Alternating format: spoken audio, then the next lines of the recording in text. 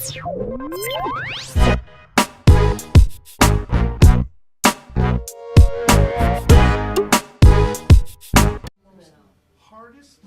that your team, the desire that you guys have, and what a game that Megan played. She just had the game of her life tonight. Because she's a fighter. She's a fighter. She's a senior. She knows that it's her last year, and she cherishes every game from here on out. Not that she didn't before, but she knows that this is it for her. So, you know, I do wish that we had everybody on the same page at this point. But she got every extra rebound. She drove it in there. She did a great job. She got herself to the free throw line. She hit shots. She was, you know, number 20 had a day for them. And she, you know, she scrambled out to her as much as she could, even though she was making shots. She still at least was right there. I believe that's the zone we witnessed today for number 20. So, yeah, Megan did a fantastic job. And in one of the timeouts, I said, I just wish I could, you know, provide you some help on both ends of the floor. It showed that you guys had some courage of bouncing back from double-digit leads that they had. What was the game plan in the second half? Was it just a lot of threes, or was it just Megan penetrating down low? I mean, how did it go to get that lead cut down?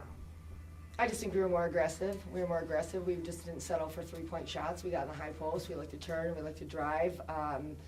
You know, Sine was aggressive. Megan was aggressive. And just, you know, we weren't able to get some of the inside looks that we would have liked to. But, you know, it was just a bigger sense of urgency second half. And that usually helps. So if we could just go ahead and start off that way, that'd be great. What did they do maybe that just threw you off today? Did they do anything specifically that just threw you guys off? You know, not really. I mean, I think we had a pretty good idea of what they were doing, and you know, they're all about the same height. So it's, you know, we have some big kids, and they, you know, their offense is to, you know, drive and pitch and weave, and they were getting down the guts, and they were drawing fouls, and they were, you know, drawing the help side, and you know, their team was shooting 24% from three, and it was like, hey, let's over-exaggerate the help, and on the skip pass, let's get out there and contest all threes, and 20 just got hot as a pistol. Megan, how important was it for you to really get involved like you did? I just thought that you just played the game of your career here in UND. I wasn't planning on losing this game. I know Sine felt the same way. It starts on the defensive end. That's all it is. The offense will come, and we have to shore some things up on defense, and we will come out with the win. That shouldn't have happened. Megan, you've been in double digits 6 straight games. This is your second 20-point game, obviously a career high today.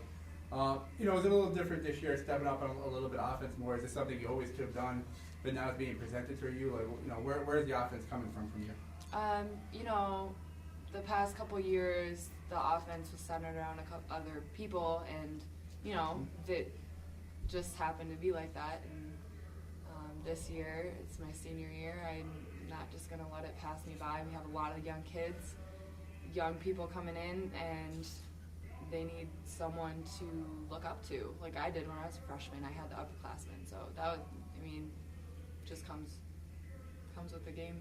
And, you know, you talk about it, I mean, the team is probably down losing this game, but I mean, you've been in this locker room here the last couple of years. You know, Detroit had sometimes a non-conference, has had a you know, pretty rough in the non-conference, but able to really pull it together. You know, a couple of years ago, they started out 1-8. You know, ended up in the WNIT in the Rise League Championship game. So is that something that you have to bring as a senior leader to the locker room, saying, hey, a loss is a loss. You never want to lose, but this is where we were last year, 2 years ago, 3 years ago, and we were able to pick this up right, you know, and take care of it. You know, that's the positive side of it. I've been in a situation where I think it was 2 years ago. We went 0-8 or 1-8.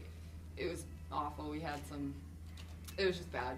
And once conference starts, it's swipe clean. But we do have to shore up some stuff. We can't just go into conference saying, oh, okay, here we go, let's do what we've been doing, because obviously it's not working. So that is a positive side of it, because it's new. Non-conference is over. Anyone else for Coach Blair? Yeah, one more question. The free throw shooting obviously didn't give you a chance to really get back to the room today. Right, you know, and we do like our pressure free throw shooting drill, which apparently we need to scrap because it's, you know, basically a running penalty. You got to make 4 in a row in a certain amount of time. But that is something we will have to visit more frequently in practice.